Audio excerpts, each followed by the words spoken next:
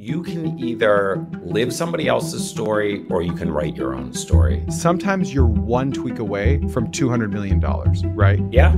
If they don't say that, the app doesn't blow up and the company goes out of business. It's shot to #1 and it's stayed there every single day for 6 months. 25 million people a day were playing it. It's the #1 game in 60 countries in the world. And what did you end up selling it for? $200 million.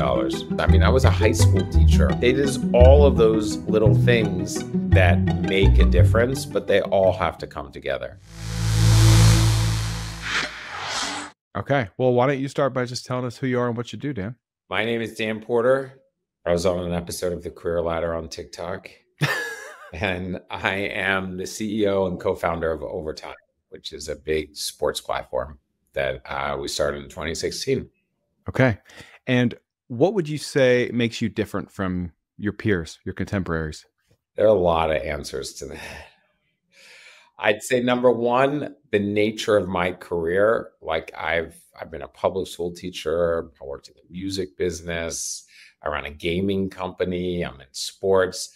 I've just done a lot of different things. And so everything that I do is almost like a combination of all those different experiences. It's really not a straight path. It's probably #1. I'd say #2, I'm very relentless and focused and I don't give up. I don't play a lot of games, but I try to only play games that I can win. And I think #3 is that you could say that maybe I'm an out of the box or disruptive thinker, and I'm not trying to compliment myself in that, but more just like, I don't know, the way that I think of things, maybe I don't understand the way things are supposed to be done. So I come up with my own ideas, but I tend to approach problems probably a different way than other people do. So probably those 3 things, plus occasionally I'm very funny. Do you think you approach problems differently because of your breadth of expertise? Are they correlated? It's a good question. I'd say half of it is that, like, I just have so many different experiences I draw from. And half of it is probably like, I'm just really stupid and I don't know the right way to do it. So I just come up with my own way to do it. Sometimes like you see people who like play some musical instrument in a really weird way. They play like the guitar with both their hands or something like that. And they create entirely new music. And maybe they just never learned the other way or that felt natural to them. But I think in general, I don't know if through school and college, we do enough collectively to promote kind of creative and different thinking. I think we tend to optimize towards people who think alike. That's why we have tests in school. Tests are like, tell me what the right answer is. That's the right answer. Everyone is like, whoosh, they're like going right towards the tip of a triangle. I love music. I was a musician. I focused on improvisation. I took a lot of creative writing. I think just taking inspiration from writing and music and arts and all the different way that people have thought about, recreating all kinds of music and even writing and stuff like that is probably part of it. But I don't think we do ourselves any favors as a system in this country in promoting people who are either think creatively or out of the box. And I think most people in college, I took painting, I took photography, I took poetry, of which I was truly terrible at. And luckily none of those poems survived. And I took either 2 or 3 semesters of creative writing. And I just think learning those things, if I ask kids today, they take computer science and economics, and there's nothing wrong with those. That's what I think. Yeah. Well, creativity, it's more important than it's ever been, and it's more rare than it's ever been. It's a differentiator. I think about like, when people apply for jobs, sometimes you interview for a job, you interview people, maybe you're interviewing a salesperson, and it's like everybody worked at a similar company. They all have the same title. They've all sold a number of big deals.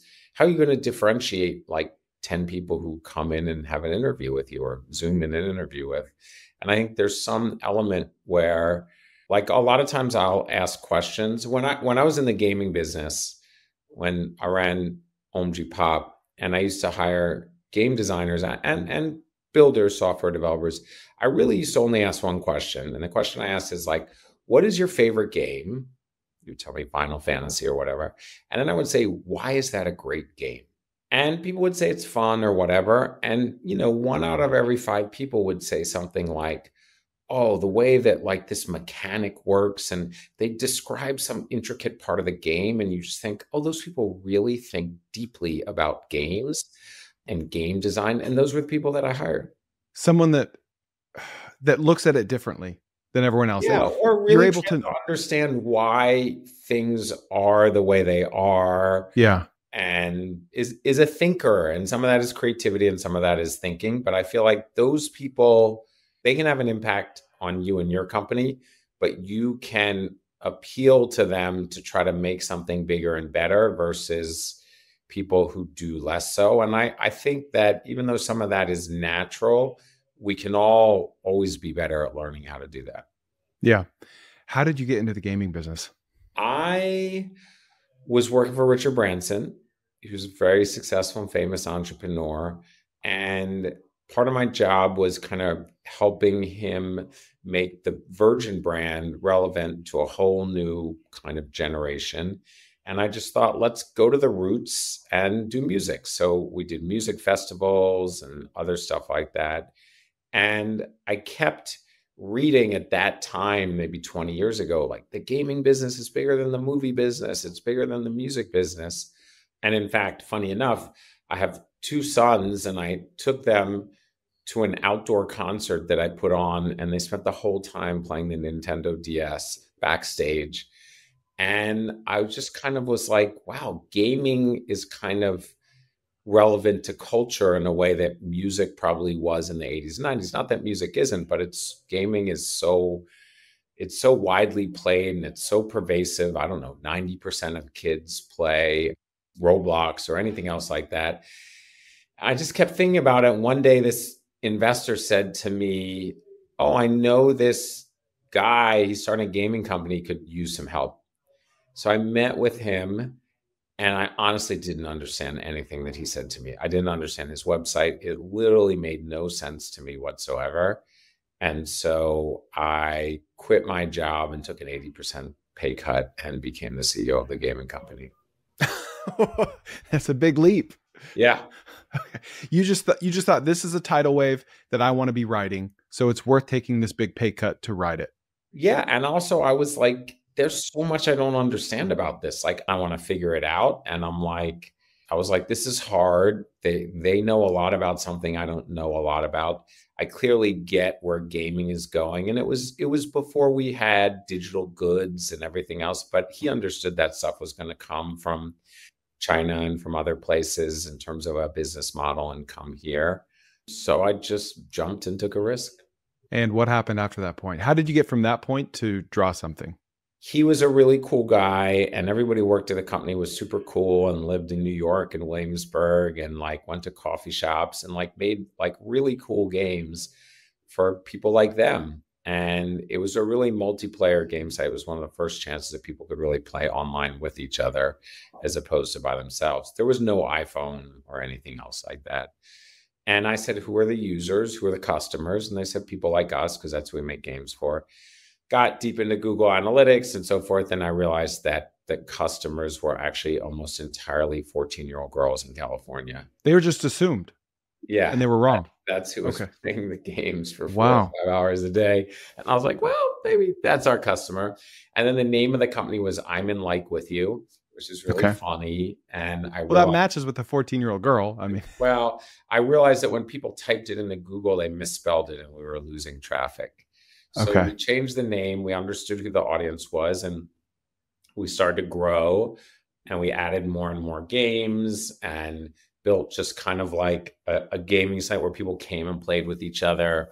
And the guy who started was enormously creative and just visually talented. Like everything about the games were really great. I remember once we did a talk at a conference, and he got up and he just said, my goal is to make a game that's so good that some kid mows lawns to make money to pay for it. Real quick, please subscribe to my channel. I know it's kind of lame to ask, but it means a lot. Thanks. It was good. And then we were successful with millions of users. Average time on site was 4.5 to 5 hours. And then Farmville came out, and Farmville was built on top of Facebook. All of a sudden, they had 100 million users. We had like 3 million users. All of a sudden, we were big, and then we were small. And the whole world was playing Farmville and other Facebook games. And the iPhone had just come out. I was like, wow, we missed Facebook. We didn't make Angry Birds. Sometimes you wonder if it's too late. Mm-hmm. Sometimes it is, but sometimes you feel like it's too late, but it's not. So Mm-hmm. we started to make some iPhone games, and then it's like there's a hard part where you don't fail, but you don't succeed. So you're somewhere in the middle. Like it's not like you have no users, but it's not like you have a zillion users. It's kind of like, The messy middle, like the yeah, you're not Uber, but valley of you're like death. Yeah. Lyft or something like that. Or worse. Yeah. Yeah. Long story short, we had a drawing and guessing game that we had tried to make for Facebook and we had made for our site. And I decided to try to be the game designer and work with a couple people in the company. And we just made it as an iPhone game and we released it and it did okay. And then it kind of bombed. And then some of our developers were like, I think there's a lot of people trying to play it. I think there's a technical problem. And they Mm-hmm. worked all weekend, they fixed it, and it shot to #1 and it stayed there every single day for 6 months. 25 million people a day were playing it. It's the #1 game in 60 countries in the world, and 250 million people downloaded it. Oh, okay. All right. I want to get to that. Before we get there, I find it so interesting that, Facebook releases games and you suddenly feel like a very small company, and you are compared to Farmville. It made me think, like, a lot of times we talk about platform risk, to watch out for those platforms, don't want to be relying on one platform. But that same platform risk can put like non-platform businesses out of business because that platform is so big and strong and scary, right? It's the other side of the argument. I'm trying to reach young people, so I built this website, and I was like, who goes to a website? Like, Yeah. you think they're going to your website? Like, have you ever seen a young person open a browser on their phone? They don't go to a website. Only to do homework. Yeah, Yeah. exactly. Why didn't Draw Something for as a Facebook game work, do you think? I know exactly why it didn't work. It's kind of not working inspired the thing that made it work. So basically on Facebook, it's like Pictionary. It's like a drawing guessing game. So it's open. You go into a lobby and there's 3 other people there. And all of a sudden the word comes up and you draw it and people guess. Well, if you put people in a lobby with 3 strangers, they're either going to draw anatomical body parts or they're just going to be rude. And what could be really fun was basically kind of toxic most of the time. Not all the time, but most of the time. And so when we made it for the phone, we only let you play your friends because we were like, we can't stop people from drawing funny things or being annoying. Phallic things. Yeah. But if you know that they're with their friends are either going to say knock it off or they're going to think it's funny. And so I think what didn't work is kind of like a wide open space worked amazing on a friend basis. It's almost like a version of niching down, like preventing other people from playing it. Kind of like Facebook in the early days, right? Like you have to be a Harvard student. It's like you couldn't solve changing people's bad behavior on the internet. So it wasn't like you could then penalize people and they could report them and everything else like that. But you could solve just not having it open to everyone on the internet. So it was easier to solve that than it was to solve the former. Yeah. And then you have a built-in virality because you can invite all your friends in your contact list, right? Yeah. I remember somebody told me, I'm getting invites for Draw Something on like people that I was on Instant Messenger with that I haven't even talked to in 5 years. Yeah. What, aside from like the built-in virality of it, from a base principle perspective, why do you think it resonated so well? I think it was really simple. I'm not a game designer, so I made something that was so easy to understand and play, #1. I think it was very collaborative. It was funny. It was the first thing to use your finger on the phone. It was tactile. It was what the phone was meant to do, not be a joystick replacement. We didn't make it based on winners or losers. You tried to have a streak with the person that you were playing with. That made people feel like they weren't competing with each other, but it just was like a little more social. It was actually, in a weird way, it was just it was social at a time when most games were not social. Yeah. Do you think at the time there was less competition for people's attention on the phone? Oh, at that time, I would say that maybe 7 of the top 10 apps were games. I'd say now zero are. They're mostly either Uber or Instagram or TikTok. Short form video. Yeah, short form videos. So that was a moment probably from 2010 to 2015 when games just dominated the phone. That's what you did. And then I think social media really knocked that out. And game discovery was like people would be like, what are the new games all the time? And there's not a lot of games, there's not a lot of mobile games that like since then, like people still play, they might play that, they play Words with Friends or Candy Crush or whatever. But in the last 5 years, I'm not sure there's been a mobile game that I can think of that's just like taken over and everybody's done it because most of their attention is on social endeavors. I'm just continually amazed at how innovative and addicting short form video is.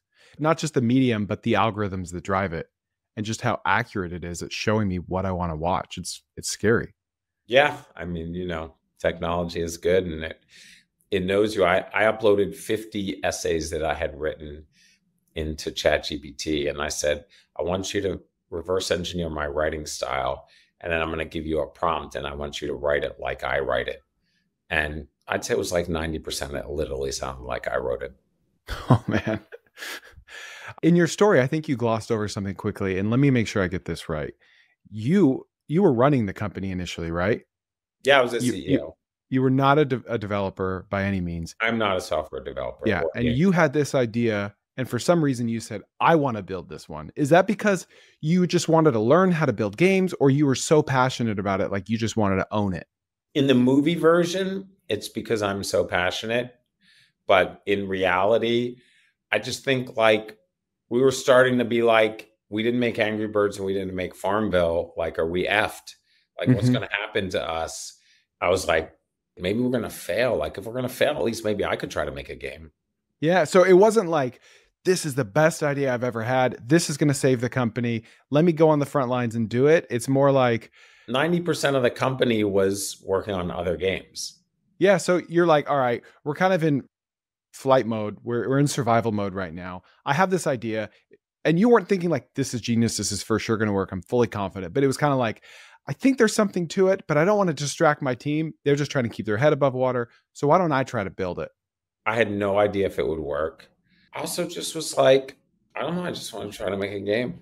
I do overthink some things. In this case, I didn't really overthink that. I just was like, I think I can make something that it's funny because the company that bought us was called Zynga, and they were the makers of Farmville, ironically. I went to the offices in San Francisco when we were in the process of contemplating an acquisition, and they had all this stuff on the wall, and all these game designers were reverse engineering the game and trying to figure it out. Why was it successful? And I went over and looked, and they were like, oh, you made the game. And he's like, I just have this question for you. Like, why didn't you use XP in the game, experience points? And at that moment, I thought, I forgot. I didn't use it, but it just like totally slipped my mind and whatever. Yeah. Like that, it's like, and they just couldn't believe that that was the case.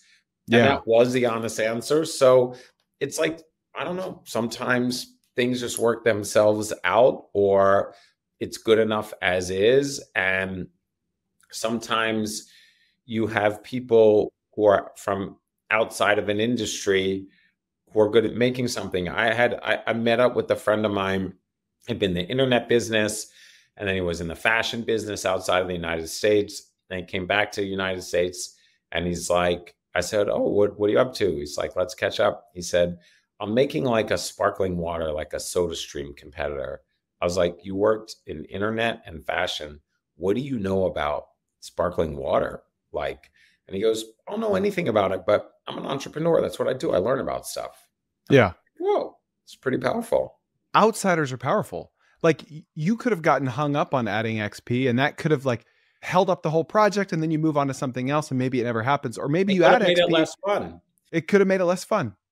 Could have changed the whole dynamic of the game, the whole culture of the game. 80-year-olds played my game. It was so simple. Yeah. I say this all the time, but people get so hung up on researching and doing market research and talking to people and what features do I add when like the building of the thing is the best research you can do. Yeah. The building is the research, right? I think that everything is like It's like an idea, like I'm going to make a brand new toothbrush. I have an idea, but it's just a premise and it's just an excuse to get started.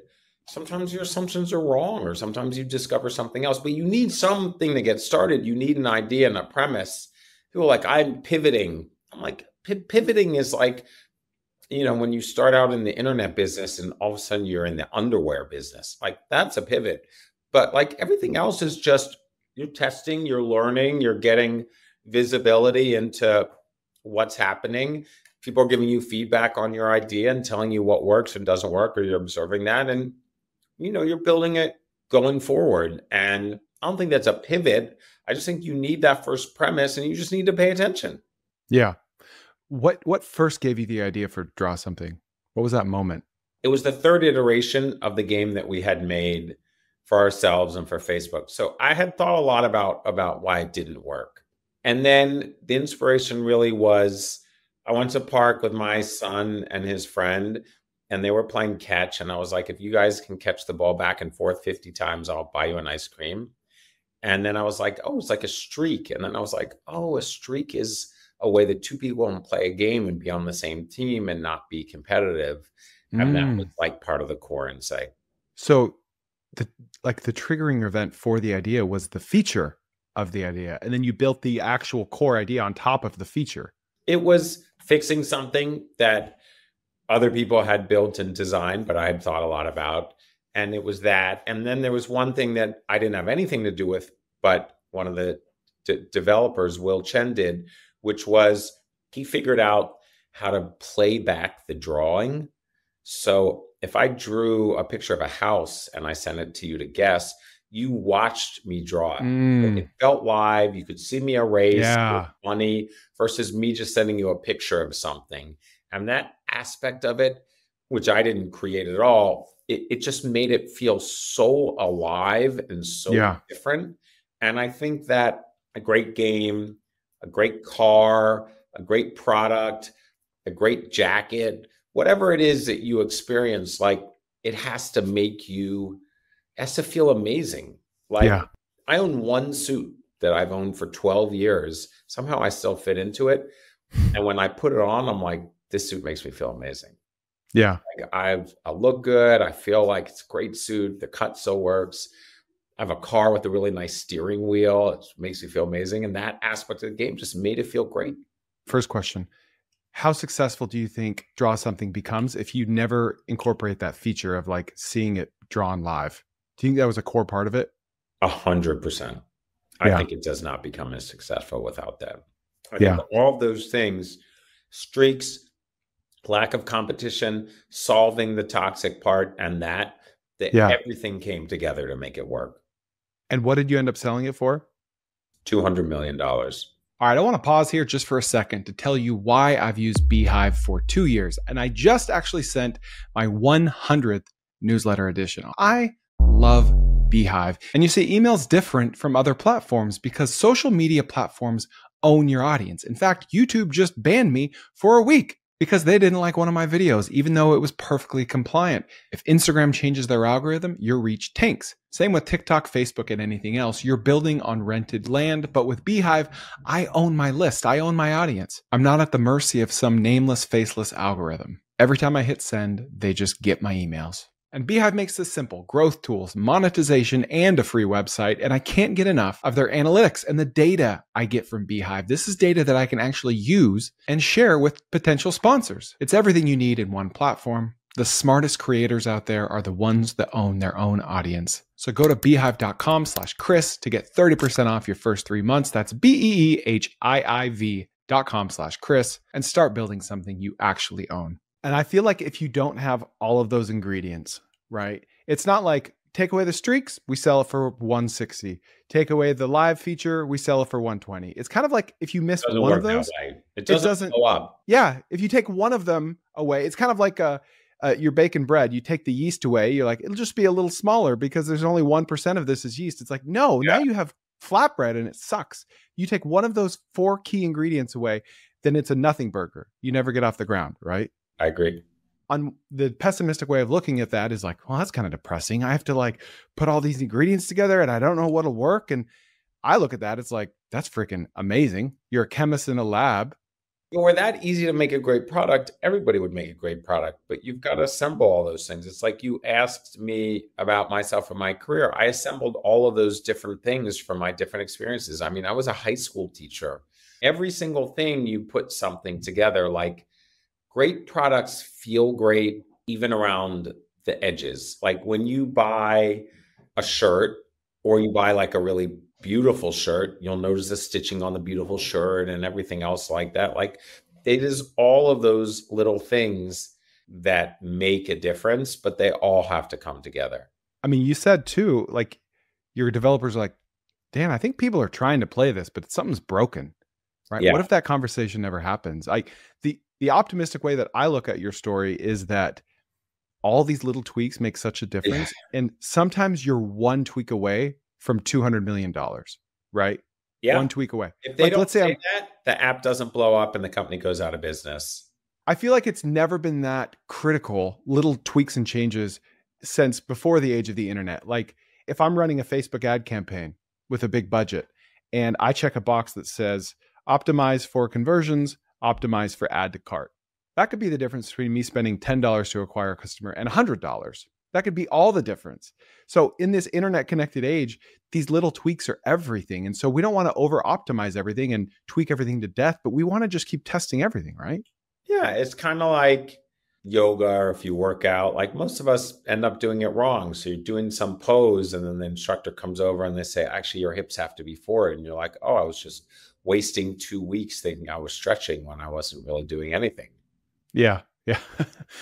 So you sell for 200 million. What do you do after that? What's next?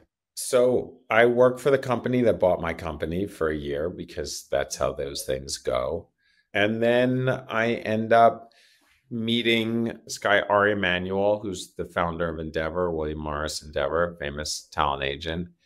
And long story short, he pitches me and I say no, and he keeps pitching me. And I end up joining WME, as it's called, which is the biggest talent agency in the world, as their head of digital. And I build the foundation of the modern creator economy by signing 20 agents and 250 YouTubers and, everything that we think about creators now was doing 2013 to 2016. And a lot of people who I worked with, who worked for me and all those are now run digital for companies all over the US.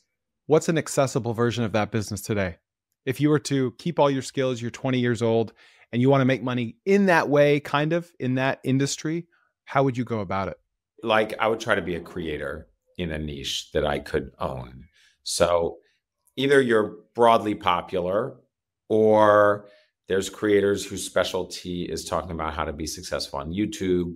There's finance, there's cooking, there's health, there's exercise. I mean, they're all crowded, but there's always room for people who are creative. And a lot of people under the age of 30 rely on other people to help them filter information. So if I'm walking down the street and I see some restaurant or coffee shop and there's a massive line, pretty much 100% of the time, someone's like, oh yeah, that just blew up on TikTok. This one person went there and talked about it and now everyone's gone there. So I would think about that. I mean, listen, what do they say? 40% of Gen Z wants to be a YouTuber. So it's just a different form of being an entrepreneur. How do you think AI plays into that with AI generated content? Do you think that makes like unique creators even more valuable because they stand out even more or less valuable? I don't have a perfect answer for that because a lot of what we see now is probably only the tip of the sword.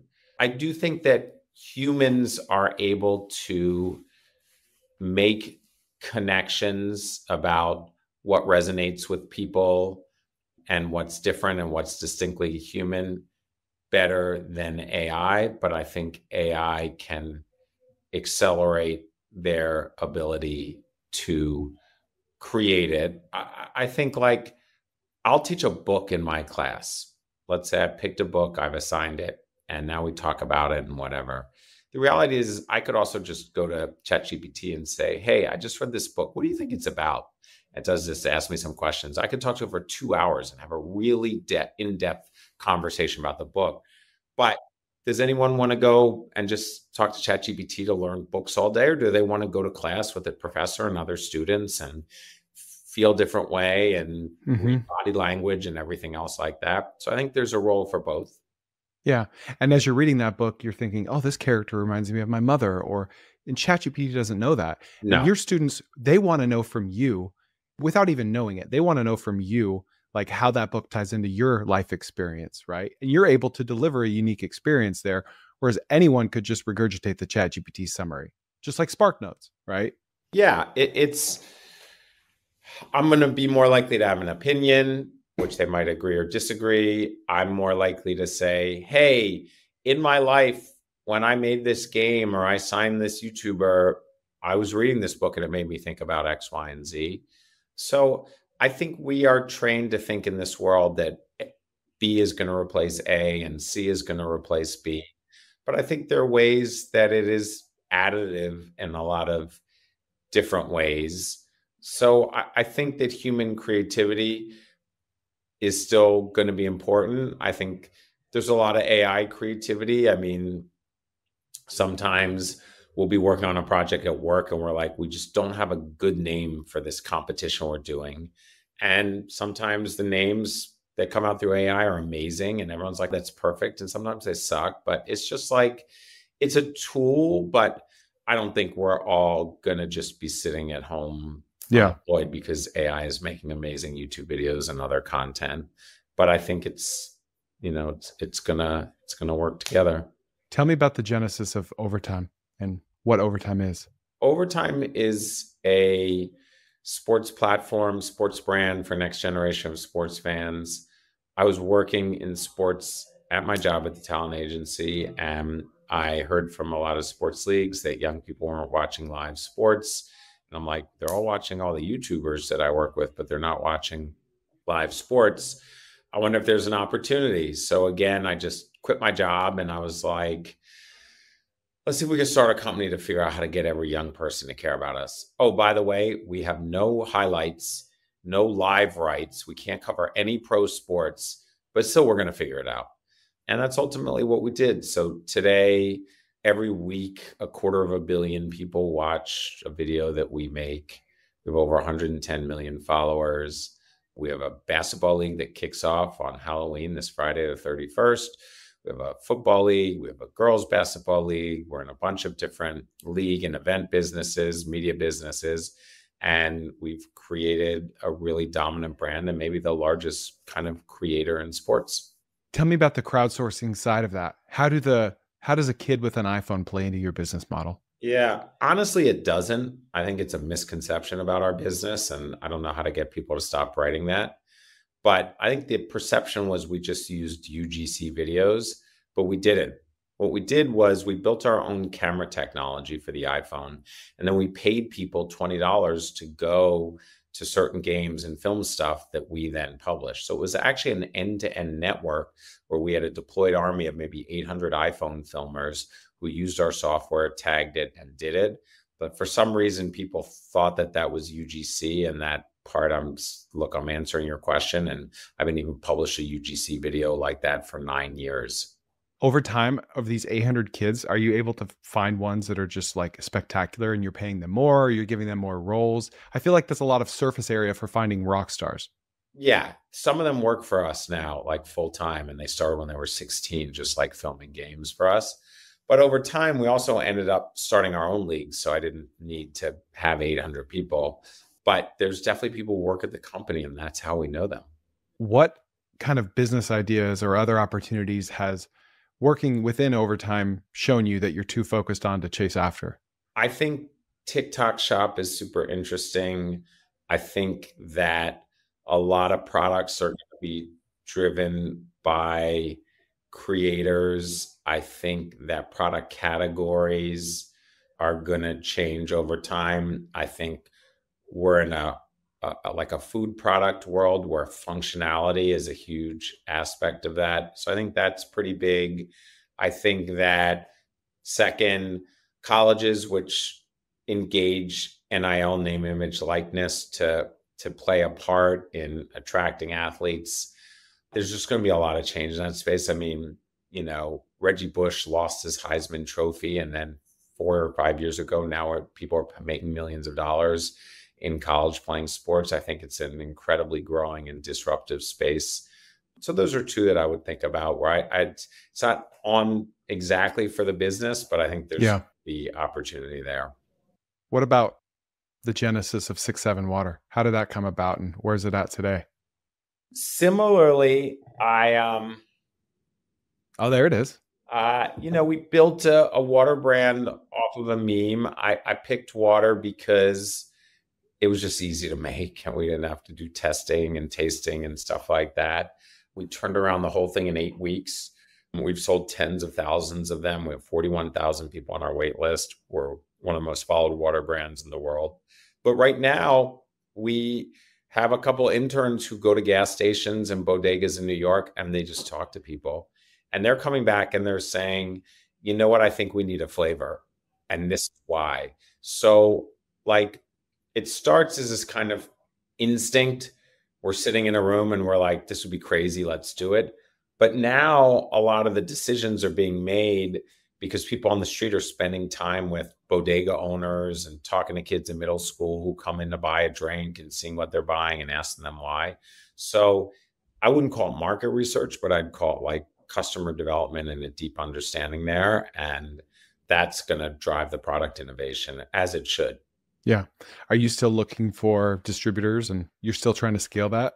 I'm really focused on distributing it in Kentucky, where Taylor Kinney, who is the main athlete who started this and started 6-7 and everything else like that, lives. A, because he's from there, and B, because I feel like everyone who makes a product tries to launch it in LA, San Francisco, or New York, which is a really hard place to get traction. So I just somehow feel like maybe Kentucky's the right place to launch it. Yeah. It's so funny. I thought that thing was going to die. The 6-7 was going to die a month ago, 5 months ago, a month after it came out. I have 4 kids between the ages of 9 and 15. And so when I heard you on MFM, explaining to them what it was and what it meant, I'm like, doesn't everyone know this? I hear it 10 times a day. It's everywhere. Yeah. I mean, always think culture is at its peak, and then it gets to a higher peak and a higher peak. Quick question. What if there were a private community out there of people that were building businesses based on this podcast? Well, I just made it. And it's only for business starters and business builders. It's called TK Owners. And it's basically like having me and 100 other business geniuses as your business partner. Also, there's going to be exclusive new trends, growth hacks, business ideas, and a database of everything I've ever talked about. You'll find thousands of startup case studies. You'll have weekly Ask Me Anythings with me while I'll answer your questions directly. You can join now at tkowners.com, link in the show notes. Definitely when it's in the Wall Street Journal and on the Today Show, we might be towards the end. But when we started this, we were not there at all. And I also think there's aspects of culture that are exclusionary, if you know, you know, and there are aspects that are inclusionary. And I actually watched this TikTok from this mom, and she was saying, the thing about 6-7 is everyone can say it and everyone is in on the joke. And there's actually not a lot of things that are really inclusionary, on a broad level, where if you're cool or you're not cool, if you sit in the front of the class or the back of the class, if you're a jock, if you're not a jock. So I think that in a way, looking back at it, there's a deep understanding that there was some power to it that it was just funny. And I think, the idea of monoculture, we're all watching the same thing, or everyone's going to see Taylor Swift or whatever, those things, or the Super Bowl, those things are less and less than I think when we were kids. But when they happen, I think it's just funny. I mean, my grandparents were still alive, they would probably think it was funny to say that. I don't know, those types of things on a participation basis. People are too obsessed with the fact it doesn't mean anything. Nothing means everything. Everything is a word is just a symbol with an arbitrary meaning attached to it. So that's not the point of it. The point of it is it's fun. It's funny. It gives people a way to be included. I wrote this on LinkedIn, but I think forgetting that it comes with the hand gesture. I can say what's up, but there's no hand gesture. So it's sometimes you'll watch a baseball game or a football game. People are doing this in the background. You know exactly what they're doing, even with the sound off.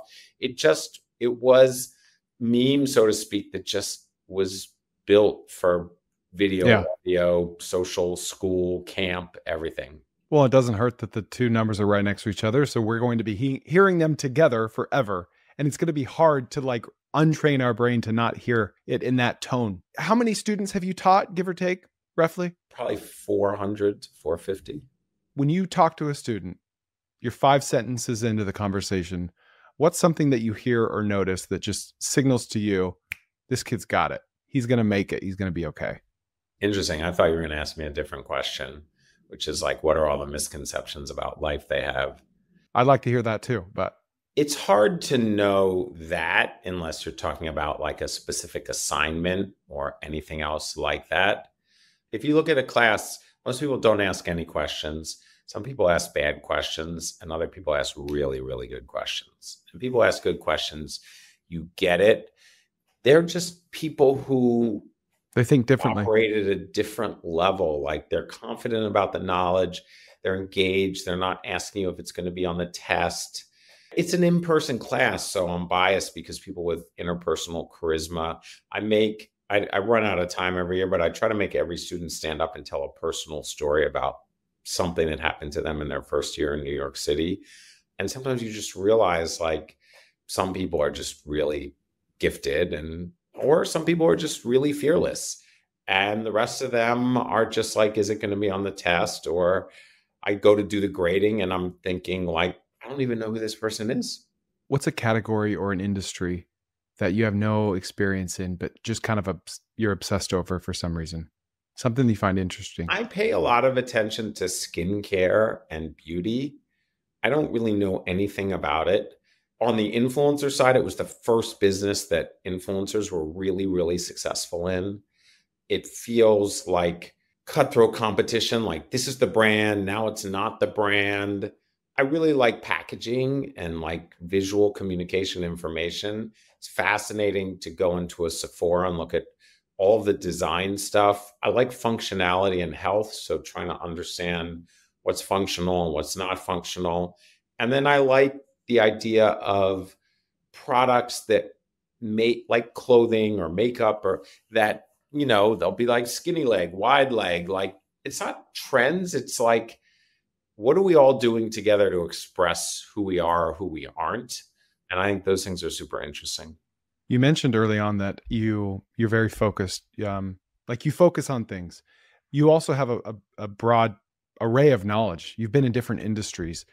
How does that balance? What are your thoughts on focus? When is the right time to focus? When is the right time to chase the shiny object? I'm very obsessive. So I have a mesh network in my house and I have Same. like a D-Link in the basement with like 18 different Ethernet cords that came in from when I renovated my house and put jacks and everything.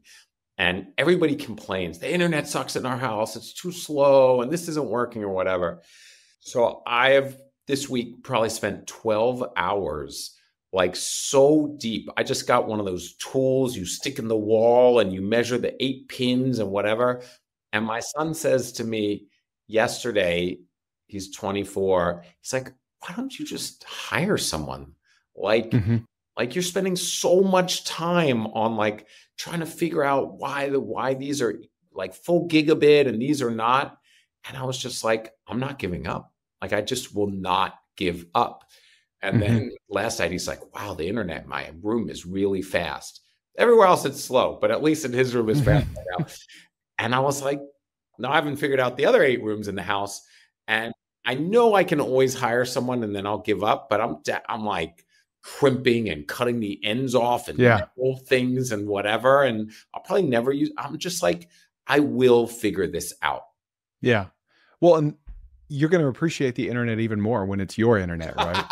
That part too, I don't want to lose. Like, I have like hundreds of chats with ChatGPT where I take pictures of the back of the thing and I'm like, what's wrong with this wiring? Is it this end or that end or the other thing? I walk around with my laptop. So it's like starting a company or something like that. You just get so obsessed that you have to figure it out and make it work. And that's what it requires. When people are like, oh, I own 4 businesses, I'm like, well, you own them maybe, but like, I don't know how they can be great because like for me, I just got to be obsessed and all in and thinking about it nonstop to make it great. Yeah. Regardless of the industry, you don't care. Regardless. I mean, Yeah. I care about like there's a limit. I'm not going to do anything in like chemistry, for Hmm. example. Like I will never understand it. And there are things that I tap out on, but other things, especially things that are consumer oriented or culture, or like I always say, like I learned so much, like a lot of what I learn about business, I learned from culture. Like I was a big watcher of The Wire and Breaking Bad. And it's not like, oh, I learned tactics about how to start my own lab or how to sell drugs and projects. But I'm like, what is compelling about these stories and why do they resonate with people and what do they have in common? And even if you look at now, like K-pop Demon Hunters and Stranger Things are actually the same story. They both have an Hmm. underworld. They both have kids who alert adults to what's going on in the world. They have all of these things that are very similar, even if they didn't watch each other's shows. So it says to me, like, oh, we live in this time of anxiety where young people don't trust that grown-ups are going to be able to figure that out. And when was that true? Also, in the early 80s, like War Games with Matthew Broderick, like those themes don't always exist, but they Hmm. come and go at times when young people are like, I don't really feel that. And I tie that to like my overall thinking about like why a lot of young people really into wired headphones right now versus AirPods. Like I love AirPods. Well, I think to some extent they're just like, how long am I going to trust that technology is better for me? Like, what if I just have a bunch of headphones I don't need to charge and one doesn't fall out when I'm riding my bike and like I'm Hmm. good? And so those to me are cultural indicators that I pay a lot of attention to and I try to feed back into what I'm creating or working on. Yeah. Was there something that I should have asked you that I didn't? Anything you want to get out there to the world or anything interesting? What are the things that your students ask you that are misconceptions or whatever? I'd be curious to hear that as well. Whatever you major in does not matter. Your grades do not matter. And whatever your parents tell you, you should probably not listen to them because it's your life. And I also say that saying that most people's parents still have probably had one or two jobs their whole life. And most young people are going to have 10 jobs given everything Yeah. else. Like when you're 21 or 22 or you're graduating, like you can either live somebody else's story or you can write your own story. And it's way scarier to write your own story. And it's way easier to do what everyone else is doing because the rules are really explicit and you know exactly how to do that. And it's way more risky to try to write your own story. But if you're connected enough to the world, it can be also way more rewarding. And I think like the beginning part of our conversation, school and education, and a lot of, you know, functional things that we experience growing up, they tend to go like this. We tend to like 5-year-olds are crazy creative and into dinosaurs and trains and I don't know what your kids were into, but like it's all that stuff. And it's just kind of all goes like this. We And beat then it out we're of them. all in this little realm where we want to do this and we want to do that. And I'm just like, if you can break out of that, there's so much crazy potential in the world. Yeah. Beautifully said. That inspires me to get my kids to do more weird things, honestly. Yeah, 100%. Or just, I mean, you probably do it, but it's like we all do as parents.